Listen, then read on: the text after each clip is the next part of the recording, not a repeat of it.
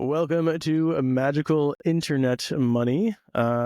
Memes are exploding. They're going way up. We're going to talk about that.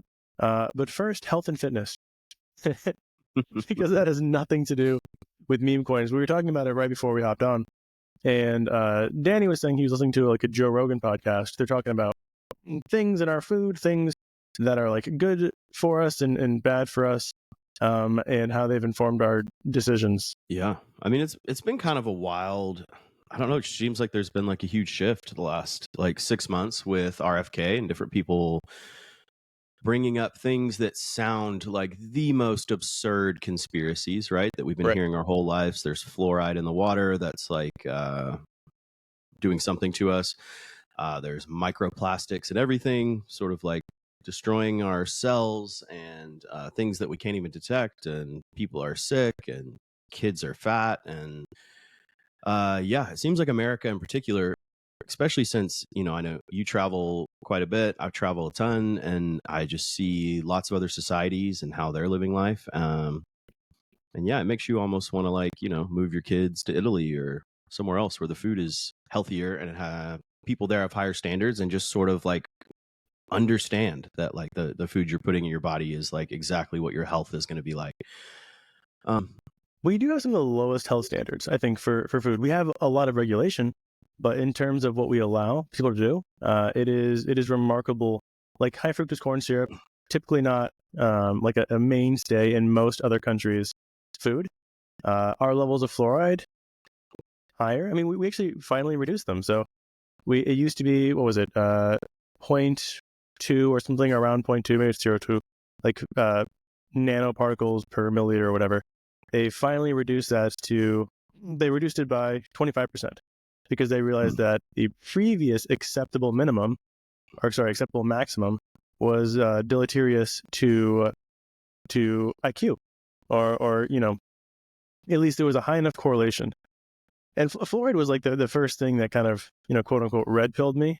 A lot of people still are just completely unaware of fluoride studies, or like still on the fence, or fluoride's good for your teeth, you need it, it's a conspiracy theory to say you don't like it. Fine, but the narrative needle is shifting on that. More doctors are now willing to come out and say, yes, of course, we knew fluoride was a neurotoxin all along. That is actually true. We've always known it's a neurotoxin, but the acceptable level is now changing. And so I highly recommend checking out the Harvard medical studies, the like 37 different Chinese studies, the Mexico prenatal study. There's also like a study, I think, from the University of Chicago.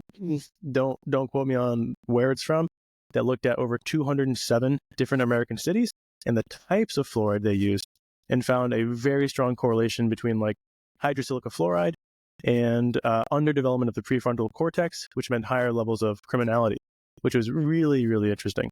But I'm no need to go down that rabbit hole. But I do think like what we are consuming has a massive impact on our mental health, our behavior, and like our vitality. You were saying like me and you and I, look at us. We've traveled quite a bit, right? And I will say America is one of the least vibrant countries in terms of people. I love my friends, my family, my community, but in terms of just like their face, their energy levels, we are just not a very vibrant country. So many people, like 25%, maybe 30% of adults in this country are on antidepressants, SSRIs, or some sort of dulling medication that, in my opinion, puts up this thick wall of goop between you and their actual personality. Yeah, I think so. It's just like everybody's in America seems to be like unhappy and unhealthy, and it just seems like there's an exact correlation. It's like for me, on days when I like go on a huge hike and I'm out in the sun and feeling great and get my heart rate up, like that's obviously going to be like the day that I feel the best. I think over the years I found that it's counterintuitive, but you have to create your own energy. So like when you have no energy and you get out and you move, then it like creates energy and gives you more energy, which doesn't make any sense, right? You would think like you would have more energy by resting. So many things are counterintuitive about reality. But yeah, you're exactly right. So My wife for the longest time was like, when I have more energy, I'll start going to the gym. And I'm like, that's not how it works. As someone who was an athlete in high school, I just know that's not how it works. Like you need to increase your energy reserve by building. It's like a video game, right? You're increasing your levels in energy reserve. That way you just have more energy as an adult. And as an adult, I can see, like, when I meet former athletes, I know some like collegiate athletes, professional athletes and like Olympians.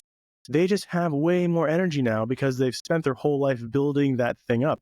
Their stamina, their endurance, their stats, effectively, right? Yeah. And you can build up any number of stats. I saw this really funny meme the other day, which was like, I'm so mad that my parents allowed me to make my own decisions as a kid and not have to do any sports or extracurriculars because now I'm an adult with no skills or energy. I'm like, yeah, Yeah. we do have to be those bullies as parents and say, like, you have to go do sports, whether or not you're good at it, whether or not you like it, whether or not your team is a winning team, just because you will thank me later in life. Yeah. And play the And I think, violin. and the whole point behind all of this stuff is like, of course, we don't really know, and it's really hard to trust studies. It's hard to trust podcasts. It's hard to trust science. It's hard to, like, but like, I feel like it's really simple. Like, you want to eat the least amount of processed food you can from as close to the source as you can get it, and like get as high a quality as you possibly can afford. And it just seems like this is probably the best luxury that like a human family could have, is like really high quality, clean food, living somewhere with like clean air, clean water. Do you all you have like a Berkey or something? We We use don't have like a a Berkey. Berkey My and neighbors have a Berkey. Actually, my neighbor, he's like the coolest guy. I've talked to him before. He's a definitely a hardcore conspiracy theorist, and I mean, so am I. So like, we definitely get along. But he's got the Berkey. He built his own water purifying system because we live by a lake. So he's like, in case shit ever hits the fan, I have an entire water purification system that I've built where we can just pull water straight from the lake. yeah. That's awesome. And he has a Berkey. We use a reverse osmosis, like a small little reverse osmosis thing. Have to change the filter every few months, but anything with reverse osmosis filters out fluoride, and there's one other it also filters out atrazine. So are you like a on the atrazine kick as well? No, I heard them talk about it a lot yesterday on the podcast. Yeah. So I mean, atrazine, one, it's a carcinogen, and people care about that. That's not even what I care about. So atrazine is, and feel free to fact check me on this, it's one of the main chemicals that is released in the urine of people who are taking birth control pills. And it's also like a byproduct of industrial waste or whatever. But atrazine, like, this is where many, many years ago, Alex Jones was like, they're turning the frogs gay. Yeah. He was kind of right. So atrazine does Yeah. does actually change the frogs from male to female. It makes them hermaphroditic, and fish too.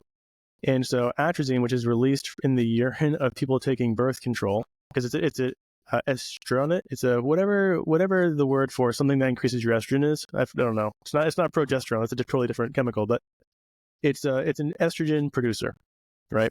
And so because that reduces your fertility or whatever, yada yada yada. This does not get filtered out by water treatment plants. So the only way to decrease the atrazine in your drinking water is through reverse osmosis. Your like regular filters aren't going to filter that. A Berkey will probably do that. I think Berkey is reverse osmosis, isn't it? I've not. No, I don't think so. It's like these charcoal filters. Okay. Well, maybe it isn't. Anyway, But if the water goes down and then like goes up through the filter, then it's reverse osmosis. If it only goes down through the filter, then it's just filtering. right. But I thought a Berkey did. I thought a Berkey filtered. I mean, No, who knows? But nothing gets reversed. nothing gets reversed. Yeah. So, anyways, I'm like definitely wanting to get out atrazine from my water, just because, like, I do think that we are under attack by hormone. What's the word for these things? Things that affect your hormones. There's a better name. Hormone disruptors. There we go. And like sense the I forget what the word is. It's just like literally the word for scent, but it's like a French word. Anyways, those things. Phenyl something, and I'm not a scientist, but I've like looked at all these things in passing. There's something that comes out in candles they use for scent, but that is also a hormone disruptor. Atrazine is a major hormone disruptor. And so just trying to minimize those things so you can have a natural, like, balanced endocrine system is important to me. Yeah. So, you know what I'm talking about. the data supports that like something is very wrong in in the systems that you're talking about in a lot of kids, like early puberty. What was one of the stats they said yesterday was 25% of men under 40 cannot get an erection and have like severe VD. Wait. Say that There's number all again. these 25% of men under 40 cannot get an erection. 25% of men under 40 can't get an erection. I have the opposite problem. My wife is like, you got to get off me, man. Because I've been like, you can only be erect. I can exactly. I am. That's right. Yeah. I mean, That's working the opposite, out. Technically. Yeah. Working out is like you just your body knows that it's healthy and youthful. And my wife's like, oh God, he's working out again. Like, put on the sweatpants and like tie the knot because Steven's coming. Yeah, but it makes I sense. do recommend like that's a healthy, normal human system that should be like functioning in that way, right? Exactly right. For whatever reason, obviously, I'm a scientist, not a scientist, and have like absolutely no idea.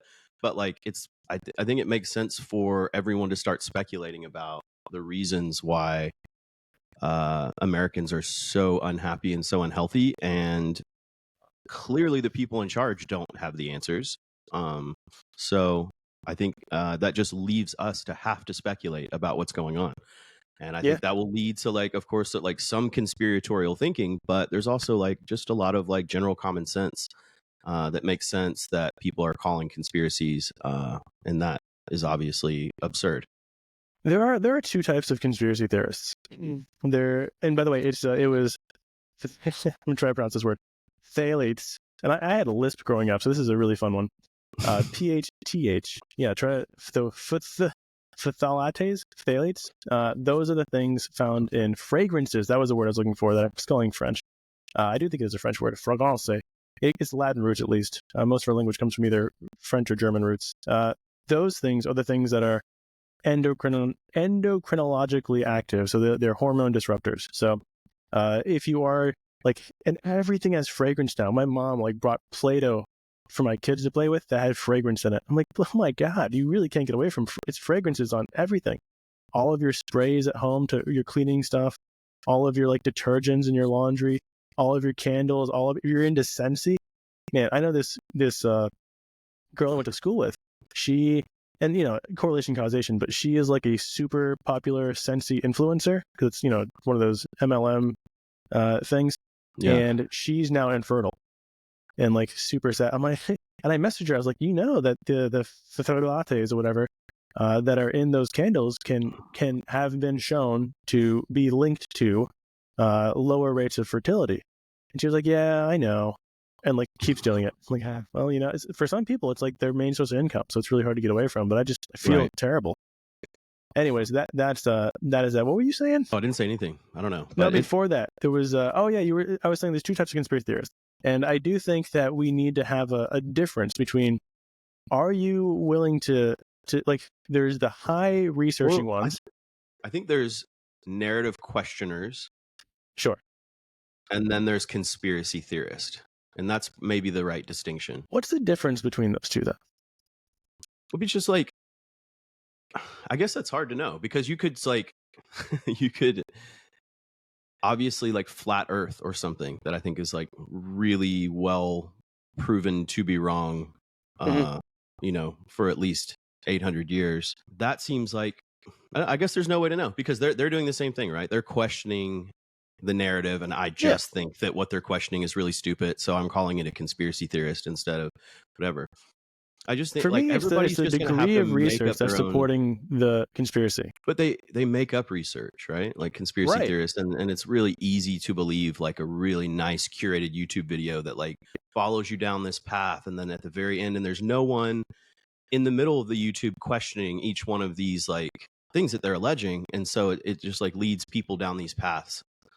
And then you get this sort of conspiracy theory like influencer thing where like the person is making money by coming up with conspiracy theories. And so it's like they might not even think it, but it's like I got to get some clicks today, Yeah. So there's a lot of that as well. There's a what is it? Is it bias or is it fallacy? It's a cognitive bias. It's called the backfire effect.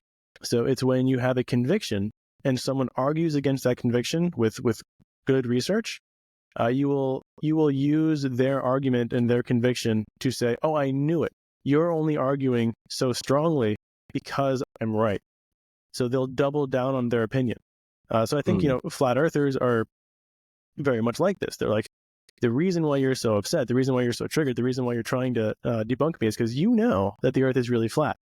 And so, you have to be aware of the backfire effect.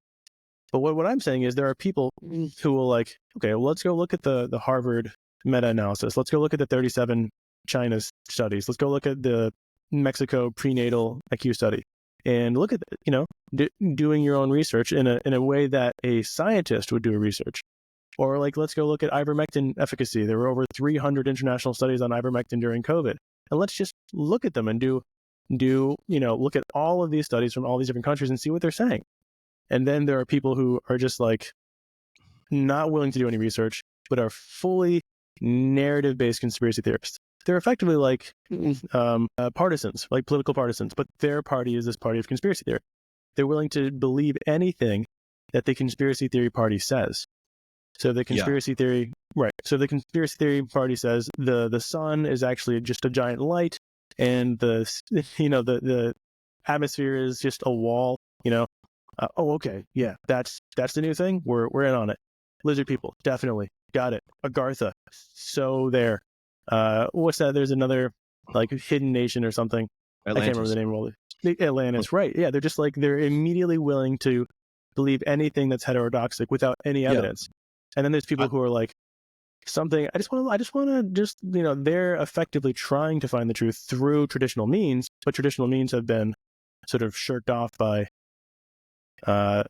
the common police of the day. I think that's probably a good distinction, right? The difference between someone who just happens to believe the top 80 conspiracies and that they're all true versus like someone who's just like questioning a few narratives here and there that just don't make sense or don't like sit well within their own gut. And so like you want to do more research and figure out what's really going on.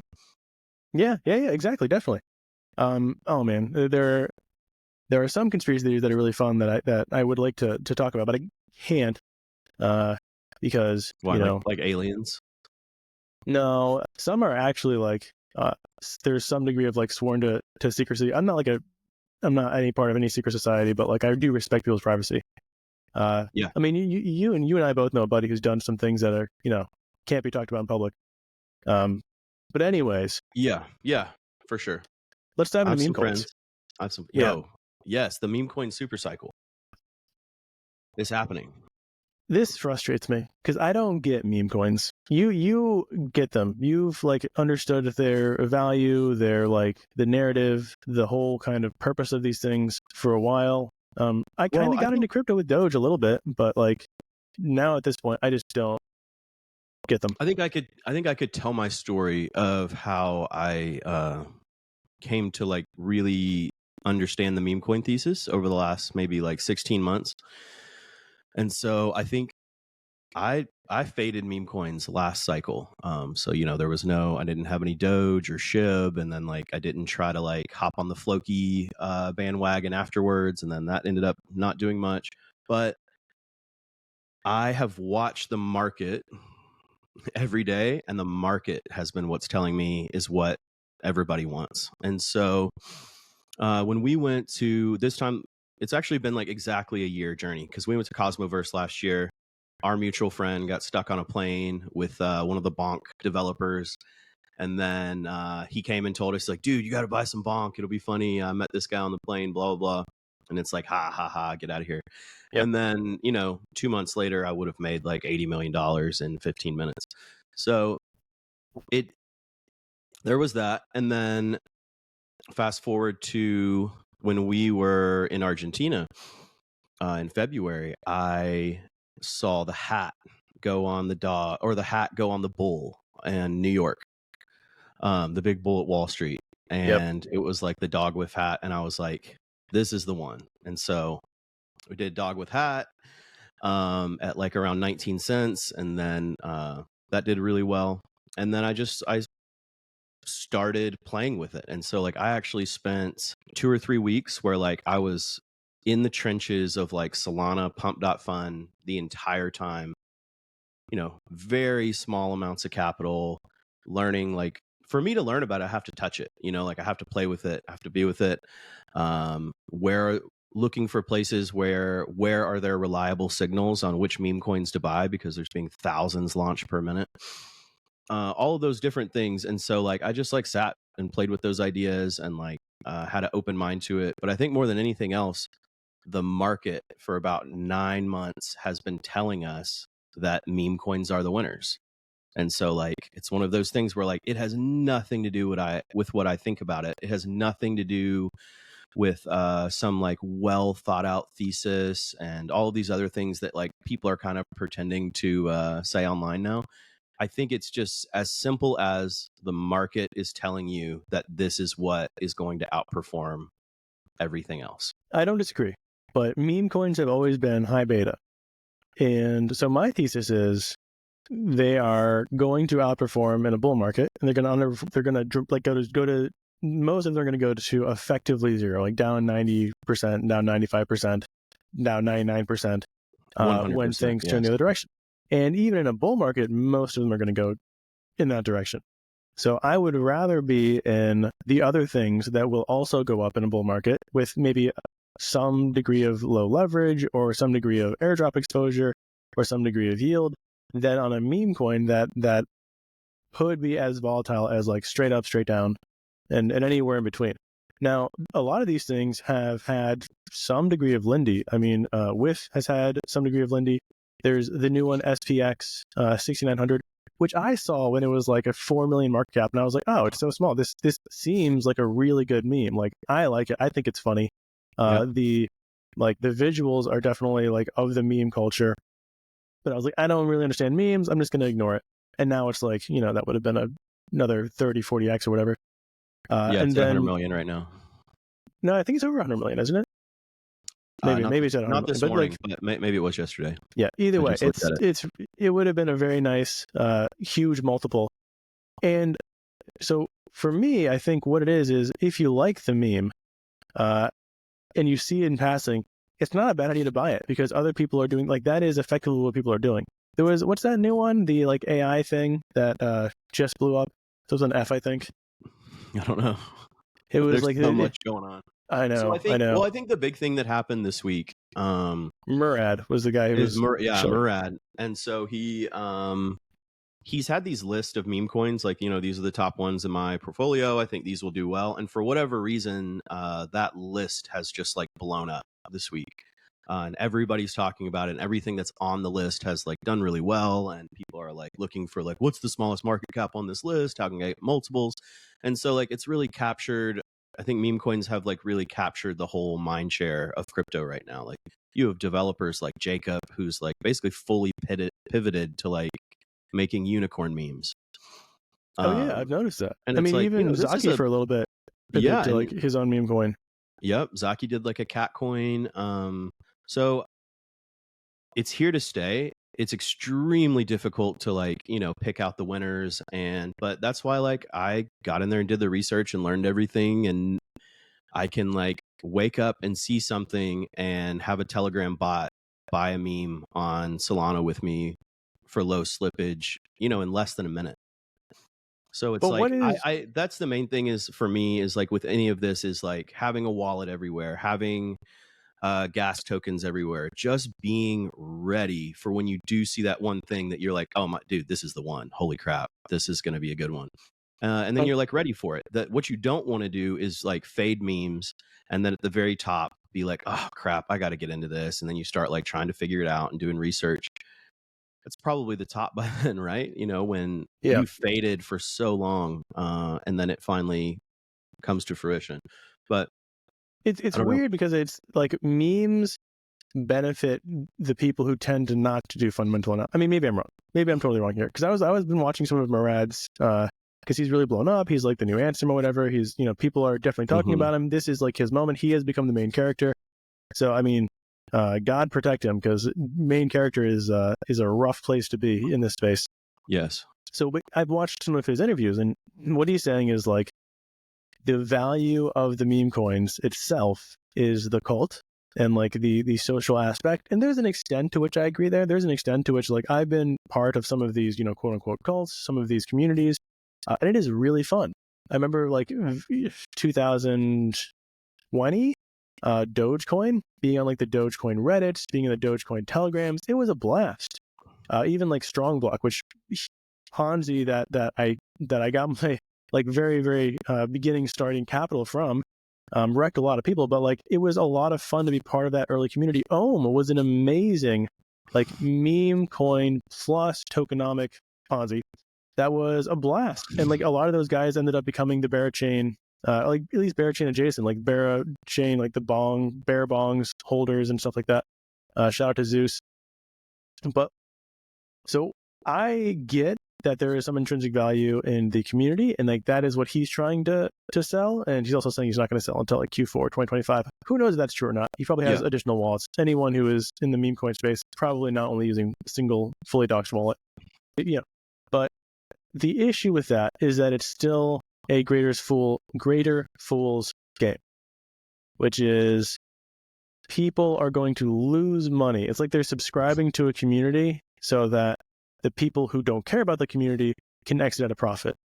And that doesn't seem right. But how is it different than anything else we're doing?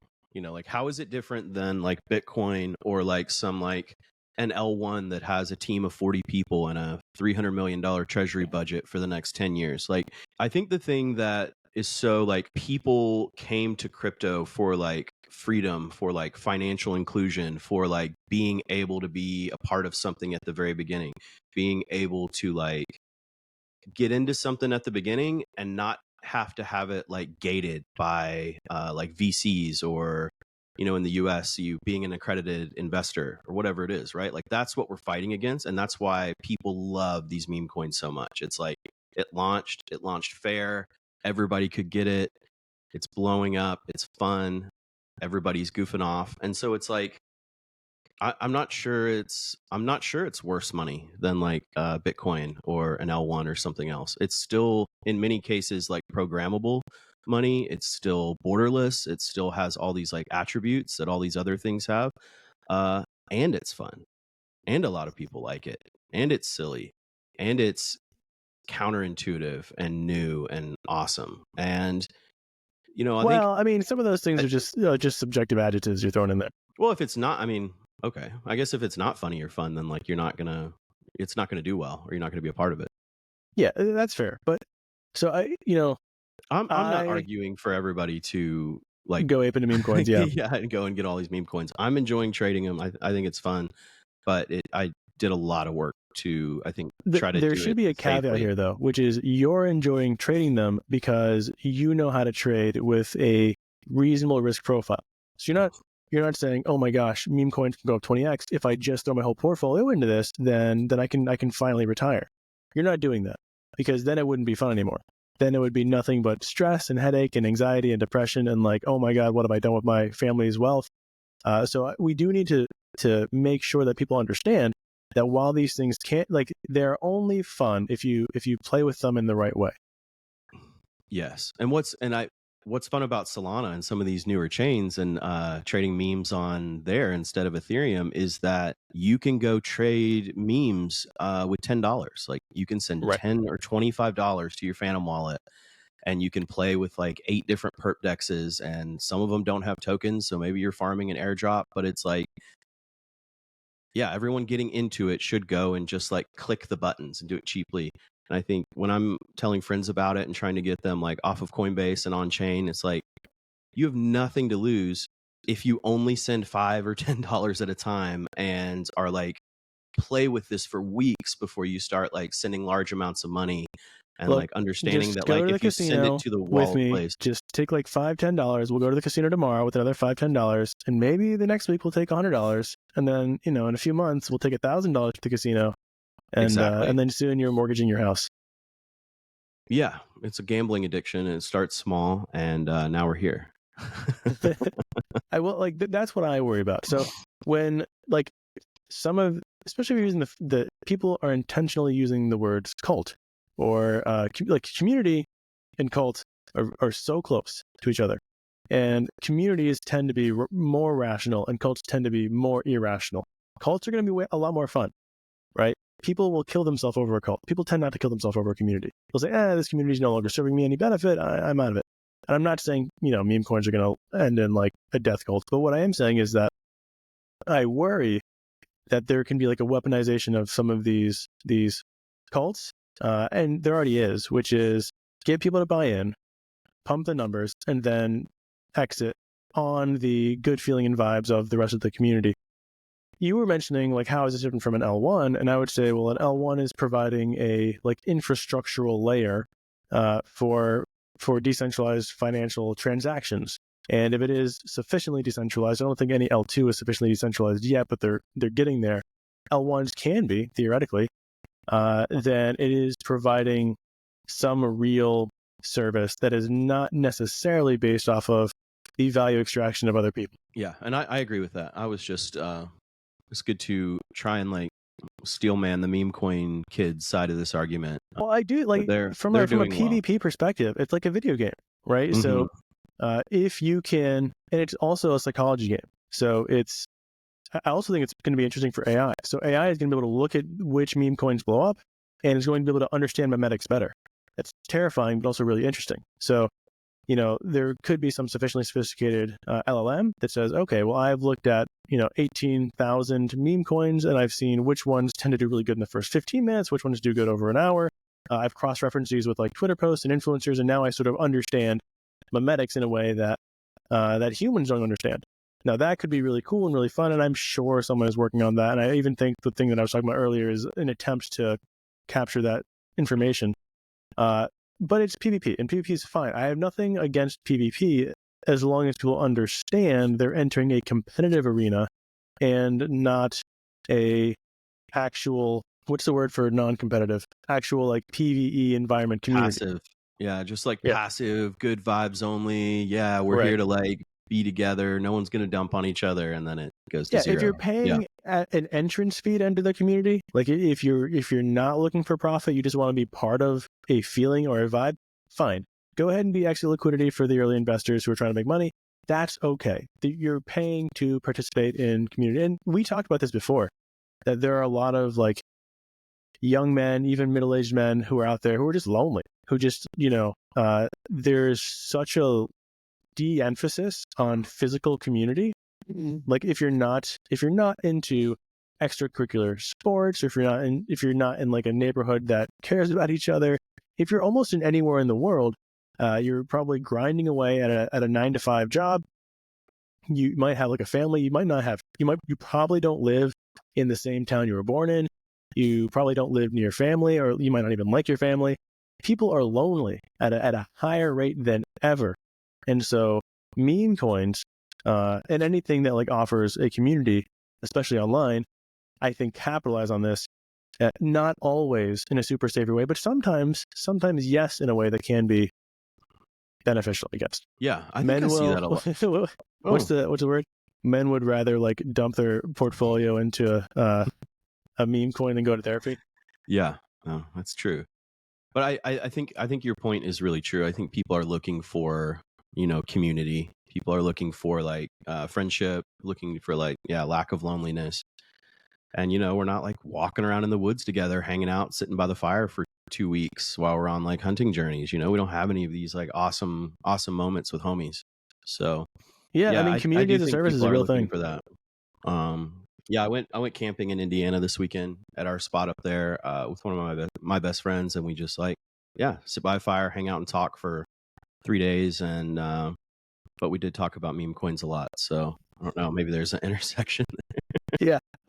And I think like that's fine as long as you're getting out and like hanging out with real people. There's a massive benefit to that. And if you can't, like if you are unable to go out and like meet people or befriend people for whatever reason, maybe you're just in a really isolated location, maybe you deal with like social anxiety, I'd still say go to the gym and start meeting people, just like get out and move stuff around. Then you really want to have a vetting process for which communities are going to be less parasitic than others. And so that's where I think, in a weird way, fundamental analysis actually comes in, because you can look at the founders You can sort of vet them. Have they rugged before? What are the previous communities they built up look like? Are they still active in those things? Are they just like community hopping and like burning every bridge they left behind? And so I'm sure you've probably looked at some fundamentals related to either tokenomics or decentralization or like founders. Have you like generated any theses based off this? There are like some easy tools. So like if you use Bird Eye, which is like an exchange on Solana, you can like scroll down on the side and it will tell you like the total number of wallets holding the token. So that's kind of a good indication at the beginning. Be like, oh, they have 2,000 holders, like pretty maybe a strong community that's like just starting, and then like a higher community may have like 20,000 holders or something. And then you also have, they take the top 10 wallets and then they put them on the side for you. And so you can see like the distribution of tokens amongst the top 10 wallets.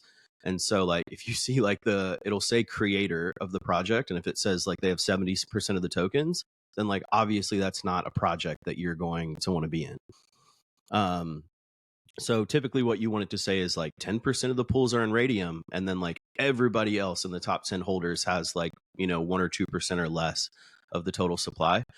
And so you want to see like distribution. They also tell you if the project has tokens that are like if the contract is set to where new tokens can't be minted. So like that's another way that you could be rugged. And so there are a few indicators, but in a lot of cases, you're just it's luck, especially if you're like getting in early. And so you're just trying to get out there and find noise or things that you just like and think will do well. So anyway, I think the other interesting thing like with memes is people need to understand like the liquidity structure, right? And so like a lot of times these memes don't have enough liquidity in like a liquidity pool on these dexes to like be able to get in and out of them. So like in some cases you could buy a bunch of a meme, it could absolutely skyrocket, and then there's no counter trade there, right? Like there's no way to get out of the trade. There's no way to get back into Sol or Injective or wherever you're trading the memes. And so like you're going to eat, in some cases like 20% up to like 80 or 90% slippage when you're trying to make these trades. And if you're not really careful, then you can like lose all of those gains. Isn't So that it's where really most interesting. of the rugs come from? It's just liquidity pools. I think in some cases, I think it depends. It seems like the way that Pump.Fun launches it takes that Solana that has bought the tokens at the beginning and then immediately like auto creates this Radium pool so that you can trade into. And so that allows like the rugger like enough liquidity typically to like hop out. Oh, I see. Okay, so it's not necessarily that there's like it's hold liquidity. It's just that they can sell the tokens into the liquidity that was made available through Pump.Fun. Yeah. So like I'm in there's a meme I like on Injective called Shroom. And so like I should talk about this, like 100,000 market cap, but like one of my buddies made it and is the dev. And so when there's things like that where it's like I'm really pretty certain that this isn't like a rug, Right. then I want to get in, but like you can't really get in right now. Like you can't. I'm paying, you would pay 20% slippage on like $100 buy or something right now. So there's just like there are other ways to yeah. So I guess like the way to scale in with those is to do like a single tick liquidity under the current spot price. So if there's any dip, you're effectively buying it at that price. You're like, it's kind of like a limit order. right. And that might be the way to go. I've seen people do those. Does Injective have concentrated liquidity? Like, could you do that on Injective? I don't think so. I don't think you could do it on Injective, but I think you can do it. Yeah, you can definitely do Several it on other Radium. places that the popular places to do it is, well, the thing with, yeah, you can do it on Radium. I thought you were talking about Helix, so never mind. Does Helix have concentrated No, liquidity? Okay, no. I was gonna say that's a perp dex. And so anyway, that's just the whole point. That's like just another like one of these like warnings that we're trying to give to people when you're like getting out on there. So does Helix have limit orders for meme coins? It depends on the meme coin, right? Like it's harder to get these like Helix listings than it is on something, say like CoinHall or Dojo Swap or one of like the other AMMs or something. I think the other interesting thing about like the meme cycle in this conversation is something I saw Ansem tweet today. Was someone was talking about like, oh man, look at all the hype. This is the top, right? This is the top for some of these Solana memes that we've been talking about. And SHIB and Doge have like 1.4 to 1.8 million global holders. And most of these coins, most of these memes on Solana have like 20,000 holders tops. Right. Maybe like Whiff has 30,000 or something. In most cases, it's like 5 or 10,000. And so it does feel like we're really early. If there is some sort of like meme super cycle and some global adoption, and it gets a lot of like universal mind share amongst humans on the planet, it does seem like it could be really early, like SPX 6900 at 100 million, you know, it could go to 10 billion, right? And so that's the problem, is like, it always seems expensive until the next leg up, and it's difficult to like know how to value these things. And so I think that will be really difficult for like traditional investor or someone like you to just be like, what? I mean, dude, it's already worth $100 million for a picture of like a cat sneezing or something. Like, how could I possibly invest in this? The But problem I for think in me a is lot of that cases, I go ahead. think we're still I just think we're really early still, Yeah. if this thesis plays out. I The, don't the think this problem is like a go the ahead. problem for me, the problem for me is that it feels like gambling rather than investing. And so like with investing, there you have to have an edge, right? Or like a long-term thesis or something, like some meaningful expectation of increased value in the future. With gambling, there's not a rational expectation of increase of money. There is a hope of an increase in value, but it's based off of feeling. It's based off of like desire. It's based off of like, well, some of the other ones have. And so I worry that I, too much of meme coin investing is still gambling and not investing. yeah, but it just turns out that like, you know, a lot of the traditional ways in which we look at markets and how to invest at them is like through relative strength, through Right. mind share capture, and all these different things. So like, I think there's, and you just look at like the volume and the indicators and like what's happened on Solana this year, and like I do think it is a legit investment thesis and not just gambling. That I agree with. I do think that there is a thesis that meme coins are outperforming. They will get narrative strength. They will do well. And maybe most people who are buying them are gambling, but there is a way to invest in them. I don't know what it is because I'm too scared to touch these things. Probably to the detriment of my portfolio at this point. But I think you're right that there is a thesis that probably it would be considered an investment to most people, and will probably have at some point a meaningful return that, if properly exited, would be considered a great investment. I think that's definitely true. But if it's like, oh man, I'm just going to put like $5 on every funny meme coin that comes out without looking at the smart contracts, without looking at who's launching it, without doing any due diligence, without using what was that tool you mentioned earlier? Bird Eye. Without using Bird Eye, without using any of these tools, Mm-hmm. I'm just throwing money at things, hoping the number goes up. That's gambling. But Yeah. if you're saying, I'm going to use as many tools as I possibly can, attempt to follow as many influencers who have like a history of winning, try to join the communities, see like, I don't know, use whatever tools are available to try to get some edge. And that edge is predictably like hitting over 500. And you have an enter and exit strategy. So like, if it goes below X, you cut it, or you only invest X percent of your portfolio. And then if it goes X percent high, then you either cut or cut a portion of it, get your initial, whatever. If you're doing that, you're probably investing. Yeah, you have to have such strict rules when trading these types of markets. It is so easy to get bulled up, especially for me. I can get hyped about anything, you know, like I can go like 0 to 100 and be a moon boy. And so the only thing that keeps me safe is strict trading rules.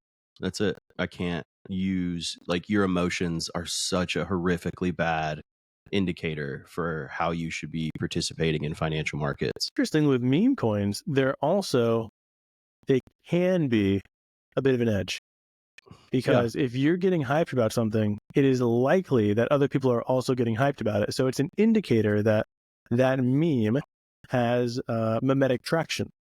It will probably get more Yeah. interest from more, potential wallets. Sure, get hyped, but don't risk more than Exactly. 1% Get or hyped, but have rules. 0.1% of your trading portfolio, you Right. know? Yeah. Yeah. Yeah. And at the same, it's just a basket. There's so many different ways to make money in crypto and so many different things to focus on. And like you and the DeFi Dojo have done such an incredible job of like really getting the knowledge and highlighting this way to like do delta neutral funding rate arbitrage and airdrop hunting and points farming and just high yield. There was a really interesting play recently. Someone was posting that JLP had a 1% premium. And if you look at, there's a chart of the market value of JLP versus the fair value of JLP. And it just like, it spikes up, goes back and touches the fair value, spikes up and goes back and touches the fair value.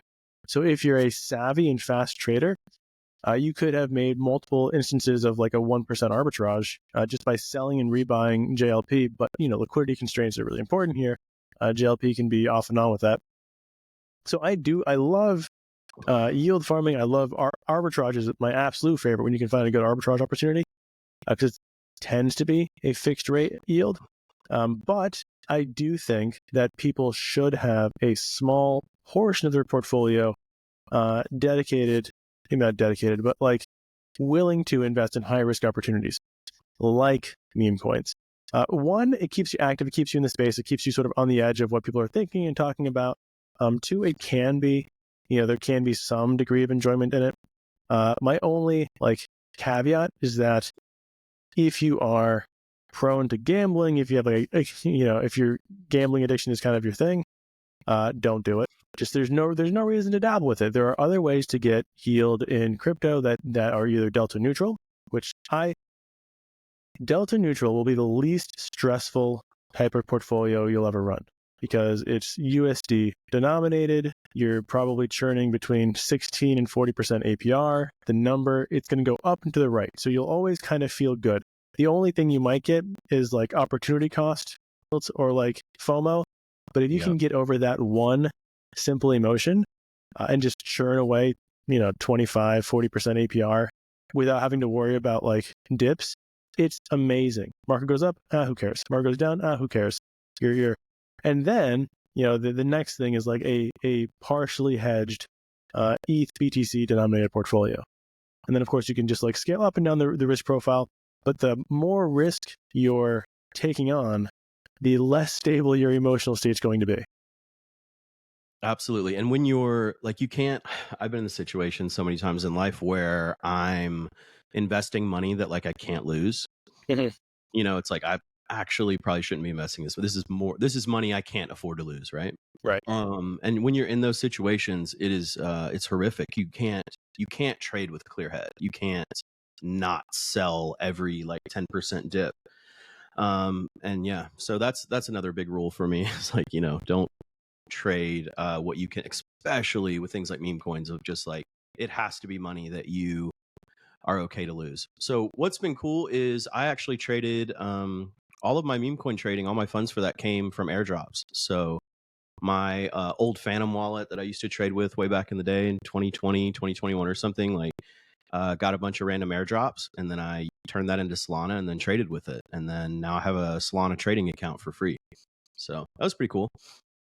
Yeah, I mean, right. Trading with fund capital is a lot more enjoyable than trading with a loan against a mortgage or house.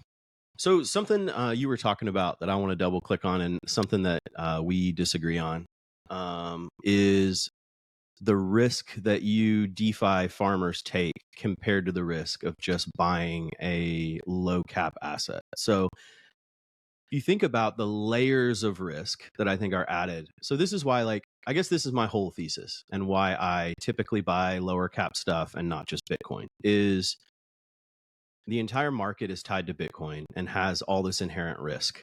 It is like certainly a risk on asset, getting less risky as it gets more adoption over time. But you all have been in these very risky, volatile assets, and then you're layering on top of them smart contract risk, having to like manage your wallet and not like lose your keys or get hacked or click on the wrong thing. you're managing all these, like when you're delta neutral, then you're managing like all these layers of leverage risk. And so like you are adding 3 or 4 layers of risk and complexity on top of these investment strategies. You're a professional at this, you're amazing at this, and like are able to like navigate all these different things. But even with, even I've been with people in the dojo when they've, been getting liquidated for like a huge ETH position because of like a Coinbase Oracle problem or just like something random, right? So there is all this risk built in that if Bitcoin goes up, historically, all of these other altcoins are going to follow. And they're typically like the really good ones are going to perform multiples on Bitcoin and Ethereum. And so I think like all of the smart contract and leverage and farming new DeFi applications that may be in testnet and haven't even done like their like Halburn audits and all this stuff yet, I think is just as risky as buying some of these like low cap altcoins that I'm doing research on and have like a pretty good understanding of the team and the structure and the contracts and everything else. And so I kind of see yeah. I see the risk is kind of the same.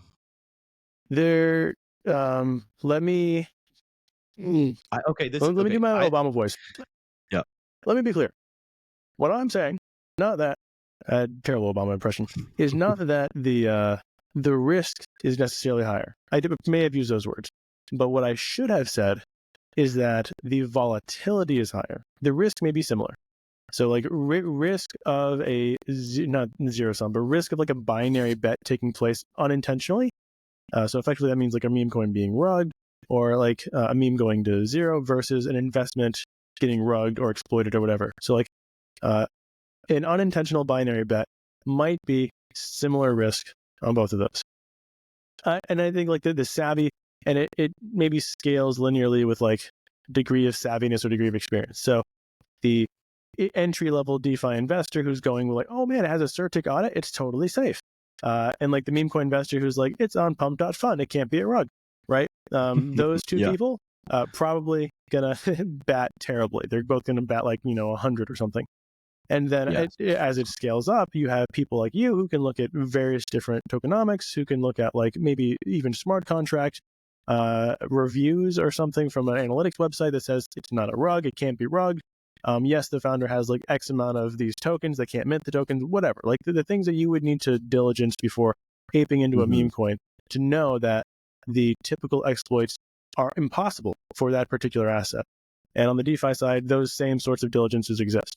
And so the risk might be similar. Volatility, dramatically different. Yeah, but we want the volatility. We're here for the volatility. So like the risk is the same. Right, but I am not here for the volatility. I don't like volatility as much as you. Right. But what I'm saying is in these two very different strategies, the risk, I think, is the same or kind of like similar and on par. But my potential upside might be 100 or 200x higher than yours. Yeah, but that also means your potential downside is like equally higher. I think, yeah. So the thing is like if there's a liquidation or a rug or a smart contract or bridge exploit in one of these DeFi things, I think the risk for the meme coin is going to zero. And then I think the risk for some of these complicated DeFi strategies that like involve leverage lending and all of these different things and Oracle assets and leverage points farming, I think that the risk of the meme going to zero is the same as, it's not the same, but is also like kind of in that calculation. I think what can go wrong for the meme is it gets rugged. I think what can go wrong for like these DeFi things is like a lot of different kind of like, yeah, I would there's say a lot of layers of risk on the DeFi side, whereas on the meme coin side, it's just the risk is it rugs or like I think the number never false goes comparison up. Though, because DeFi stuff has it been exploited? Absolutely. Can they get exploited? Absolutely. If you look at the largest exploits, wormhole exploit, Euler exploit, totally compensated. They made everyone got their money back because large VCs, very well-to-do investors, and they were willing to recreate the product at out of pocket. A lot of these like LRTs that have been exploited. I think there was a Stater on Near, X Near, and then there was Anchor, BNB that had like minting issues. Even UniBTC recently. Everyone who was spot holding those assets totally compensated because of the underlying mechanisms. And with Oracle, I mean, I'm going to bore you with all this, but with Oracle exploits, if you know what Oracle is being used, you can file this on chain. If you're using a fundamental Oracle, also known as exchange rate Oracle or NAV Oracle, you can't get liquidated through price action in DPEG. It's impossible. It's actually impossible for a DPEG to liquidate you. If you're using a market rate Oracle, happened to me because I was a dummy, then you can get liquidated by a DPEG when we had that crazy one day, like no one knew why, just everything crashed to nothing. And so I would say that if you are doing everything right in DeFi, your risks are incredibly low of it being binary. I mean, approximately zero. Like if you're only using Aave, if you're like leveraging wrapped EtherFi ETH and you're point farming that way, the interest rates are reasonable. You're typically at a net positive. You're doing like 5-6% organic, and then you're approximately doing like another 20% in emissions from EIGEN and EtherFi, whatever else. And that's a nice little play. And of course, the risk curve goes up and down. I would say my own assumption, and again, I'm not a meme coin expert, so I can't speak to this intelligibly, is that with meme coins, you are more likely to have a 60%, 70%, 80% drawdown on your investment than you are to experience some sort of issue that causes a 30, 40, 50, 60, 70% drawdown on your DeFi investment. Yeah, I agree with you. You got me. I was trying to sort of like steelman this thesis and this idea a little bit, but yeah, I will think say what you said is like volatility good is also true, which is why I'm saying diversification, you know? Like there's no reason not to take a small portion of your portfolio and say, let me learn and see if I can turn what would otherwise be gambling into an investment. And let me see if I can find an actual edge here, whether it be smart contract sleuthing, whether it be through tooling, whether it be through whatever it is, right? Whether it be even through social, what's the word for it? Social engineering, it gets a bad name because social engineering means like you're trying to exploit someone. But finding signal, like maybe you get like a reliable signal that ends up like being really good. Exactly right. Yeah, there's a lot of things like that. So if you can convert that if you can convert the gambling into an investment with a small portion of your portfolio and outperform, hey, why not try that? And for me, I can't, or I'm not. So I'm in DeFi trying to mitigate as many possible risks as I can. Though I will say, trading with leverage tends to be a bad thing. So if you can avoid it, definitely avoid it. If you are going to trade with leverage, definitely understand your Oracle risks, definitely understand your interest rate arbitrage and interest rate risks. And that's what like communities are for.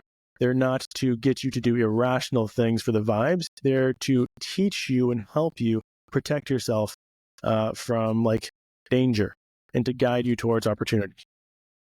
Yeah, I love that. And I do generally agree, which is why, more than 90% of my portfolio is not memes and is like infrastructure L1s.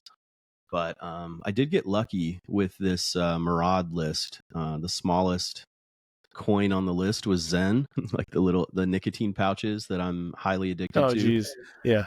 And so I got really lucky with that. And so I think I'm going to hold that one, and that will do really well if memes do well.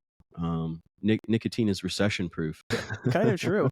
I was thinking about nicotine recently. So I wanted a boost, right? I'm a big coffee drinker. I try not to drink too much coffee, but I can't help it. When you're in this space, you have to be thinking all of the time. It's really exhausting. And if you have 4 kids, it's even more exhausting. So right now I'm finishing up my pre-workout from my early morning exercise routine.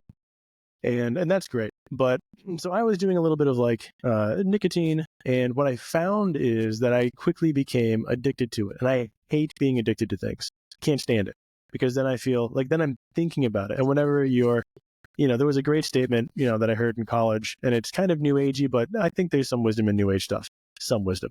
And it was like living in the future is anxiety, living in the past is depression. I thought, oh, that's kind of cool. I think it was Alan Watts or something that said it. And I thought that's kind of neat. And it's sort of true, right? It feels kind of truthy. And I think when you are addicted to something like nicotine, you get a lot of anticipation of a good feeling. And maybe that's not what you would call anxiety, or maybe it's not nervousness, but it is a specific undesirable feeling that makes me less attentive to my children, makes me less enthused around my wife, makes me less like happy until I get that. And I didn't like, even that was a really small feeling and it wasn't like dramatically affecting my life, it just felt kind of icky for me. And so I think that nicotine is a great neurotropic. Like I definitely felt more on when I had it. I still have them. I haven't taken one in God knows how long, but like these little knick-knack things, because it was like the most organic form of nicotine I could find. And it works, but then I get that feeling I don't like. Dude, it is the most addictive substance on earth, and I have done almost every substance on earth. I've tried and experimented with a lot of things. It's horrific, dude. Like getting off of it, having to get off of it one day, it's going to be horrible. It's if you start doing nicotine, especially these nicotine pouches, like I think that you will be addicted for a very long time, pretty immediately.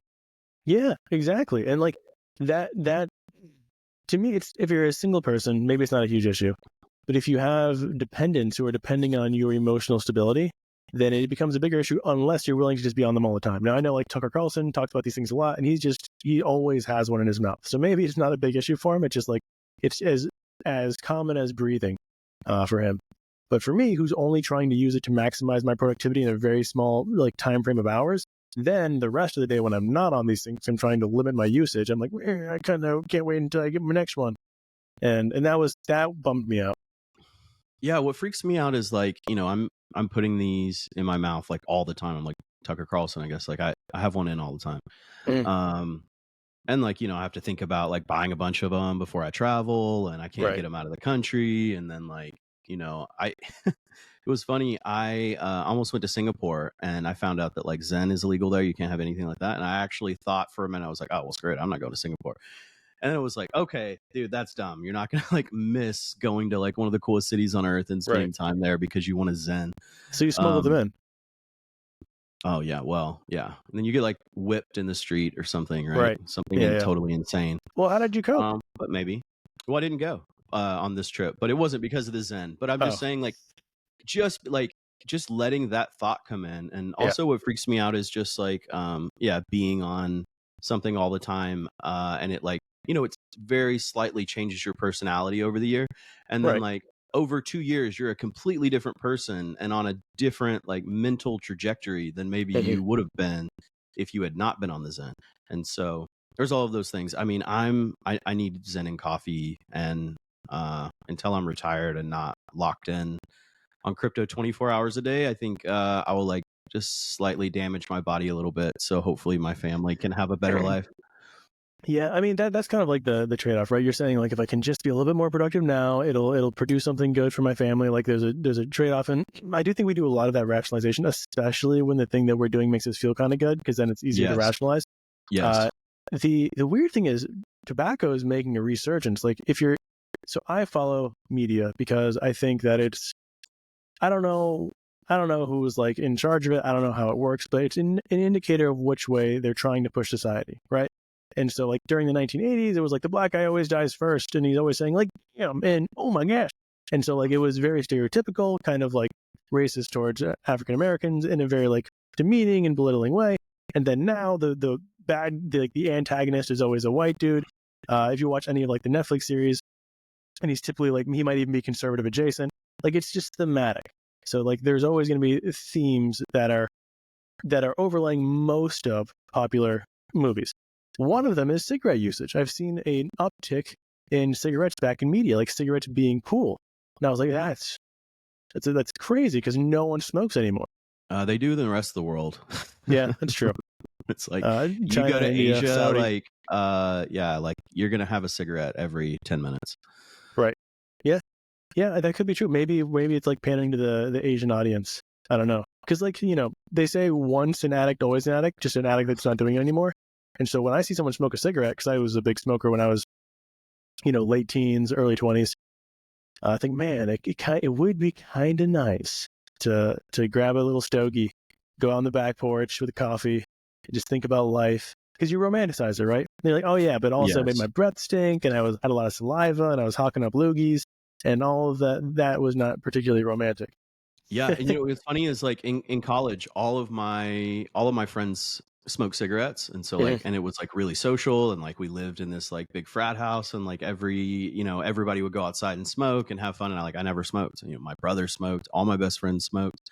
I got addicted to Zen in my mid 30s. That was the first time I got addicted to nicotine. In the It's kind pouches, of gotcha. crazy. And they're getting they're getting a lot of the new generation. I mean, yeah, we'll wrap this up soon, but even in like really fringe random circles. So Calvin, I don't know what his last name is. He's like Friar Calvin. He's big in like the Catholic influencer scene. Calvin Robinson. He's like, his new thing is to always appear smoking a pipe or a cigar. And then like the Tate brothers were always on cigars. It was just like there was so many fringe people who just started to try to portray themselves as neat or masculine or whatever by like being nicotine adjacent. Tucker Carlson, all on the Zen. It's just like Joe Rogan. It's like Mm-hmm. the conservative element has, for some reason, picked up or adopted nicotine again, and they're trying to push it as this neurotropic, as this testosterone booster. And I'm like, it just doesn't feel quite No, right to me. people shouldn't do it. I've lived on both sides of it. You don't want to be addicted to anything. You don't want, Right. like something like that in the back of your head at all. You want to be like exactly in the moment, focused on what that is, and yeah, like you're saying, not stressed out about like getting a nicotine hit in the future. So Now, I do not I'm addicted to recommend working it. out. Like Oh, that's this amazing. morning, what is it? Because like, Yes. so this morning I went to drop my son off, and I forgot his backpack. We had like a 1 week break, so I'm kind of out of it. And only one of my kids was going to Mm-hmm. school because the other one's sick. So I drove him to school. It's like 20 minutes away. I'm like, oh my gosh. So if I have to go back home and then go back there and then go back home, that's 60 minutes, 1 hour of my day that is Mm-hmm. gone now. And so I was like, man, but like by that time, my other kids are going to wake up, and then it's going to know my wife that I'm not back yet. Like, do I have time for a workout? But I know if I don't work out, like it's gonna affect the rest of my day. I'm not gonna have high energy levels. I'm gonna be kind of bummed. I'm gonna be like waiting for when I can work out again. And so I did a 10-minute workout just to like, it's like I just needed to get that little hit, and it did change my day. Like my mood is better. I feel more energized. So How, like how how many times a week do you work out? five Wow. probably. Okay. Yeah, between like Wow. 4 and 5. I mean, I would work out every day if I could. Mm. I do weights twice a week, but I'm not really seeing like much results. I'm not like getting buff, but I feel stronger. Protein and creatine. It's like it's a cheat code. Creatine especially. Creatine will make you feel bigger because it blows up your muscles with water weight. Mm. And so like when you're on creatine, you're like, oh man, this is really working. And then you stop taking it and you're like, I don't know, because you deflate a little bit. Yeah. Well, I'll start that. I just want to feel huge. I don't care if I actually am like strong. Yeah, I mean, it's like definitely double. You like to see the results, but you also like to feel the results. Uh, and yeah, man, I mean, so I'm kind of wondering, like, am I dependent upon, is it okay to, like, if I was addicted to reading, right? If I was addicted to reading research articles, I'd be like, yeah, maybe that's fine. It's a good way to exercise whatever that itch is that we want to Uh, scratch. well, the question is like, are all humans addicted to working out? And just most of us aren't doing it. Like, does the human mind and body actually need to do something difficult? Because every human who's ever lived before us in any other generation was forced to do something difficult every day, whether that's like walk 8 miles to grab a bucket of water, or chase a deer 30 miles while running or something. Yeah, this is a Whatever great it point. was, right? I mean, Mm-hmm. it's like maybe we're all addicted to working Right. out and we just Maybe don't know working it. out is like eating. It's, Right. people would say, oh man, you eat 3 times a day, addicted. Right. You have to take a Yeah. hit of food 3 times a day, Yeah. Or like like you like addicted. standing in the sun, or whatever. It's just like Right. It's like, maybe yeah, these are maybe just that's a things we part of have our to have. health. Right. Mm-hmm. I do think that's right, because we look at, there was, I mean, what is it? What's that? Perplexity AI is a great AI Yeah. tool, but you can use it to Yeah. like skim the effectively abstracting conclusions of research papers. And if you Oh, look, it just cool. like ask perplexity.ai, what is more efficacious, working out or therapy, or working out or like pharmaceutical drugs for anxiety and depression? It'll say that working out, and you can also look at the meta-analysis of these papers. working out has a slightly better, if not equal, or equal, if not slightly better, end result than therapy, and then also slightly better than these drugs. And so, like, why are we prescribing more working out and less drugs? I mean, there are a lot of reasons for that. People just say they can't do it. But I think if we force people, made them go to PE class as adults, we would have a much happier society. Yeah, it seems like that could be done at like the corporate level, right? It's like you don't start work till 10, but you have to be here at 8, and you have to like be be in in the America that would gym never or work, but they should do that. Definitely. Happy healthy Yeah, society. man. I think the whole thing is just like balance and be happy and healthy and questioning big ideas and being able to like step back and look.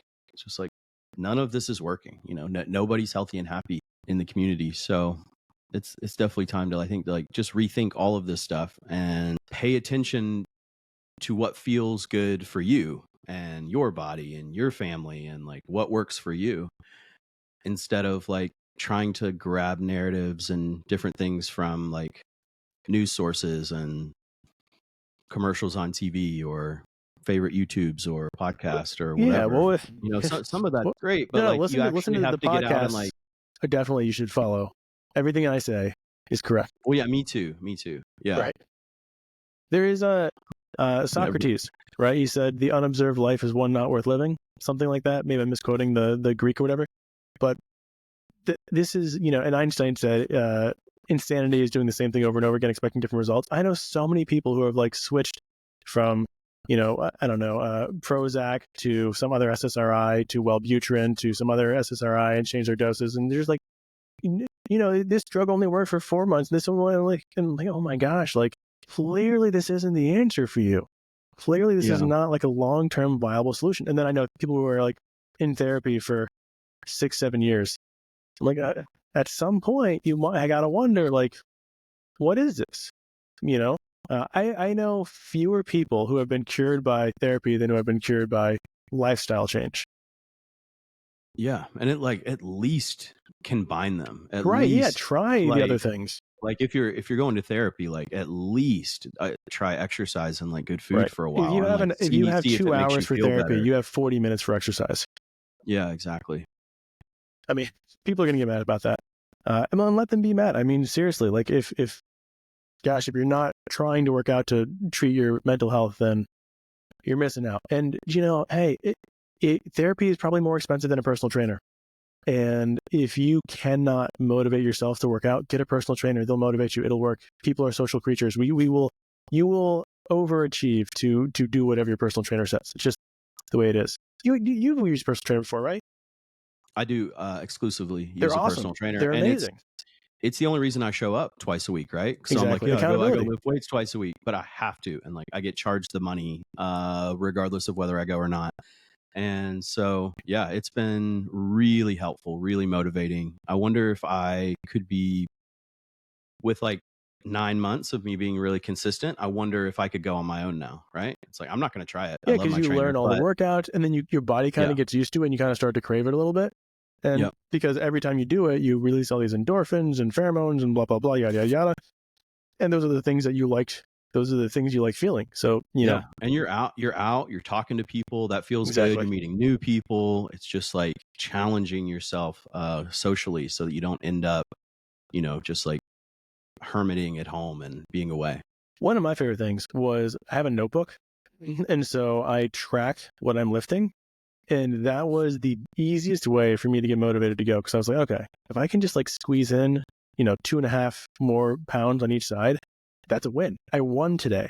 Mm-hmm. I improved at something. And the feeling of improvement, like beating myself, is just such a good feeling. Like whenever I hit a new, and it's a tiny little bitty improvement. And, a bunch of influencers will talk about this, but they were saying like, and if you can't improve in the weight, improve in the reps. Like try to squeeze out one more rep, and then you've improved. Mm-hmm. Then you have shown improvement. And so, like it's been so helpful. Like my trainer like keeps track of all that for me, and then like incrementally increases my weight, and like I don't even have to think about it. So it's amazing. It's like I am getting stronger. I am doing more, and I'm not really having to like think about it much.